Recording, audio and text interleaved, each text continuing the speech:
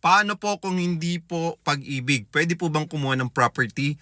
Yes, pwede po. Actually, marami naman pong payment options or financing options po yung isang developer. So for example po sa amin, kung mag-avail po kayo ng property sa amin, meron kang iba't ibang klaseng option. Number 1, 10,000 cash out only, no spot down payment through Pag-ibig Financing.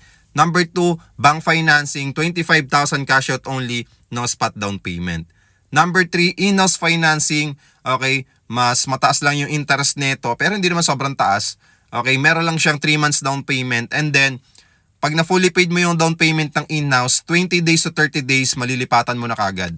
Okay, yung bank financing natin, 30 to 90 days processing, pwede ka nang makalipat. And then yung Pag-ibig Financing po natin, 30 days process, pwede mo na kagad malipatan. And then lastly, yung 4 natin is yung 1 year to pay. Okay, yung deferred cash, 0 interest. So, isa yun sa mga payment option din po natin. So, ibig sabihin, for example, kung 3 million yung TCP or 3.5, i-divide mo lang ng 12 months. Ayun po yung magiging monthly amortization nyo for 12 months, 0 interest. Okay? For 1 year po yun. And then, cash payment, yung pang-5, kung ayaw nyo pong mag-installment, ayaw nyo pong mag-loan, gamitin po yung cash ninyo, mas maganda po kasi wala na po kayong ibang babayaran pa.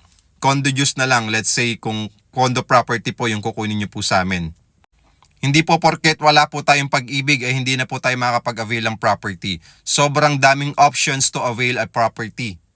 Kung mag-i-invest po kayo, Ma'am Rosalie, okay, marami pong payment options. Alamin nyo lang po sa property developer yung mga financing options, yung mga payment options po nila para kung ano po yung fit at swak po sa inyo, makapag-avail po kayo ng property sa kanila. Maraming salamat, Ma'am Rose, sa pag-comment ninyo.